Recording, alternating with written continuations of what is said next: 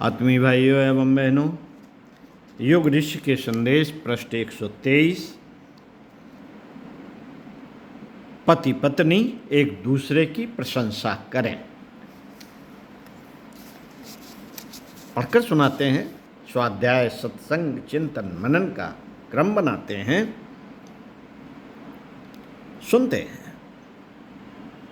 साथियों, स्त्री और पुरुष दोनों एक दूसरे को पारिवारिक सुखों का देवता समझकर उनकी प्रशंसा किया करें तो प्रेम और सहयोग की भावना पैदा होती है। कुछ न कुछ गुण हर किसी में होते हैं। उनकी प्रशंसा मुक्त कंठ से करनी चाहिए। इसमें हीनता या संकोच नहीं करना चाहिए। अपने जीवन साथी को उत्साहित करना, ऊंचा उठाना, सुसंस्कृत और सभ्य बनाना अपना लक्ष्य होना चाहिए। संभव है कि उसकी इन कामों में रुचि ना हो, पर प्रशंसा में वह शक्ति होती है जो मनुष्य में कठिन से कठिन कार्य करने के लिए उत्साह भरती है। इस बात के लिए स्त्रियों की अपेक्षा पुरुषों का उत्तरदायित्व अधिक है। उन्हें चाहिए कि वे स्त्रियों के खाना पकाने, सेवा करने, शिशु पालन में सहयोग देने की प्रशंसा किया करें।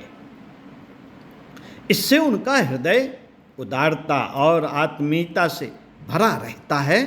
उनके प्रत्येक हाव भाव से प्रेम, स्नेह और आत्मदान की भावना टपकती रहती है। इससे उल्लासपूर्ण वातावरण विनिर्मित होता है।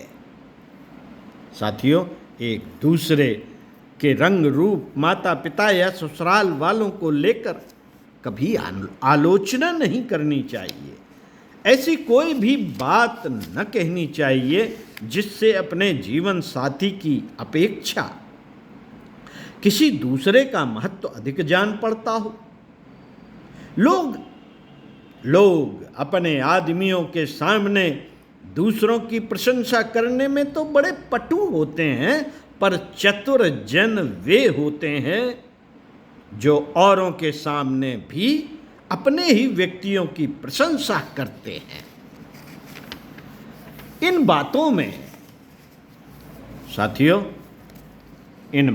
में जहां पुरुषों के दायित्व बड़े हैं, वहां स्त्रियों को भी चाहिए कि वे अपनी इच्छाएं, आवश्यकताएं पतियों के सामने रखते समय घर की आर्थिक स्थिति का भी ध्यान रखा करें। जो इच्छाएं पति न पूरी कर सकते हों, उन्हें कभी भूल कर भी जबान पर नहीं लाना चाहिए।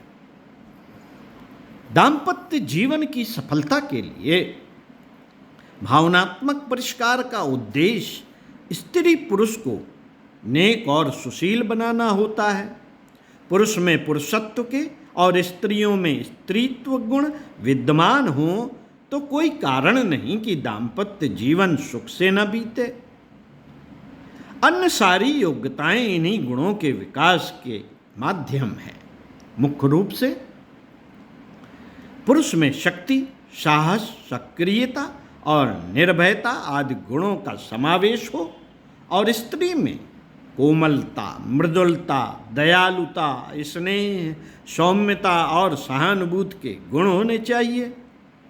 दोनों के स्वभाव में अपने अपने गुणों का पर्याप्त स्थान हो तो प्रेम, विश्वास, आत्मीयता आदि का परिमार्जन अपने आप होता है और दाम्पत्य जीवन में उत्तरोत्तर घनिष्ठता बढ़ती जाती है और उनके जीवन में आनंद की कोई कमी नहीं रहती। साथियों, ऐसे ही घरों में श्रेष्ठ और सद्गुणी संतानें जन्म लेती हैं और उनसे सामाजिक एवं राष्ट्रीय जीवन सुखी एवं समुन्नत होता है। इसलिए दाम्पत्य जीवन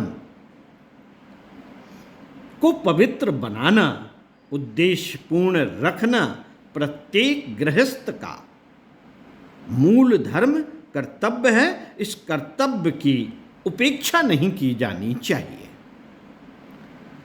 अखंड ज्योति दिसंबर 1965 पृष्ठ 28 में दिया गया गुरु सत्ता का उद्बोधन।